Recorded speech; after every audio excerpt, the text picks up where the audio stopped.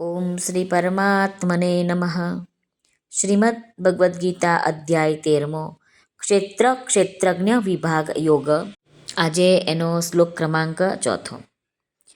ભગવાન દ્વારા કહેવાયું છે આગળ, તત્સમાસેન મે શૃણુ, એટલે કે સાધક માટે વધારે જાણવાની કંઈ જ જરૂર નથી. વધારે જાણવામાં સમય વધારે જતો રહે અને સાધના ઓછી થાય. આગલા શ્લોકમાં જેને ભગવાને ટૂંકમાં સાંભળવા માટે કહ્યું છે તેનું વિસ્તારથી વર્ણન ક્યાં થયું છે એને આજના શ્લોકમાં ભગવાન બતાવે છે. તો ચાલો આપણે આજનો શ્લોક જોઈએ.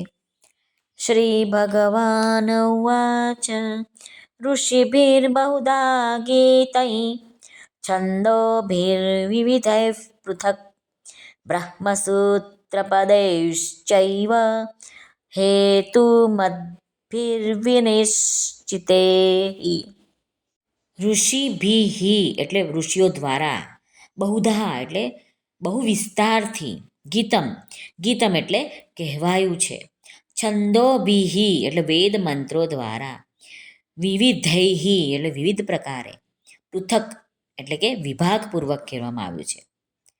બ્રહ્મસૂત્ર પદૈઃ બ્રહ્મસૂત્રના પદો દ્વારા, હેતુ મદ્ભિઃ યુક્તિપૂર્વકના, વિનિશ્ચિતૈઃ એટલે સારી રીતે નિશ્ચિત કરેલા. ભગવાન અર્જુનને કહે છે ક્ષેત્ર અને ક્ષેત્રજ્ઞનું આ તત્વ ઋષિઓ દ્વારા અનેક પ્રકારે કહેવાયું છે. વિવિધ વેદ મંત્રો દ્વારા પણ વિભાગપૂર્વક કહેવામાં આવ્યું છે, તેમજ સારી રીતે નિશ્ચિત કરેલા યુક્તિપૂર્વકના બ્રહ્મસૂત્રના પદો દ્વારા પણ કહેવામાં આવ્યું છે. સાધક સંજીવનીમાં રામ સુખદાસજી મહારાજ કહે છે ઋષિભીર બહુધા ગીતમ.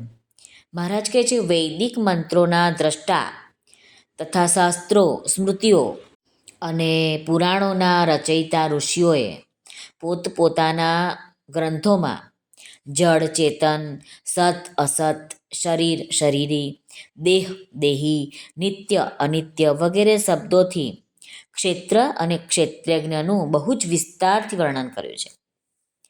છંદોભિર્વિવિધૈઃ પૃથક.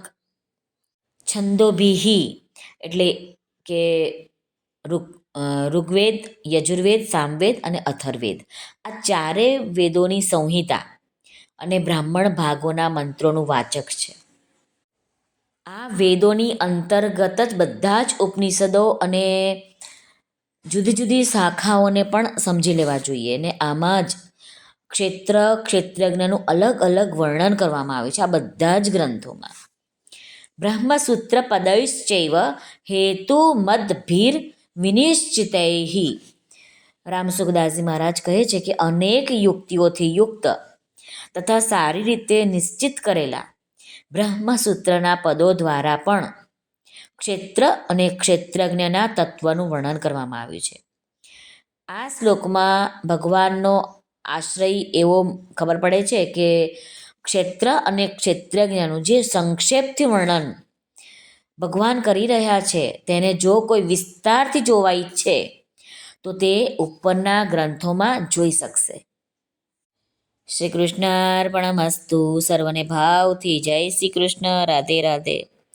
હરિઓમ તત્સત. જય ગુરુદેવ દત્ત. જય સ્વામિનારાયણ. જય માતાજી. નમઃ પાર્વતે પતે. હર હર મહાદેવ.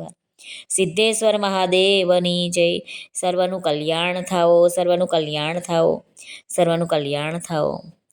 જો આપને આ વિડીયો પસંદ આવ્યો હોય તો આ ચેનલ ધાર્મિક છે અને લાઈક, શેર અને સબસ્ક્રાઈબ જરૂરથી કરશો અને બેલ આઇકોનને જરૂરથી દબાવશો જેથી આવનારા નવા વિડીયો, રોજના શ્લોક તમારા સુધી તરત પહોંચી શકે. આપ સર્વનો ખૂબ ખૂબ ધન્યવાદ. આભાર.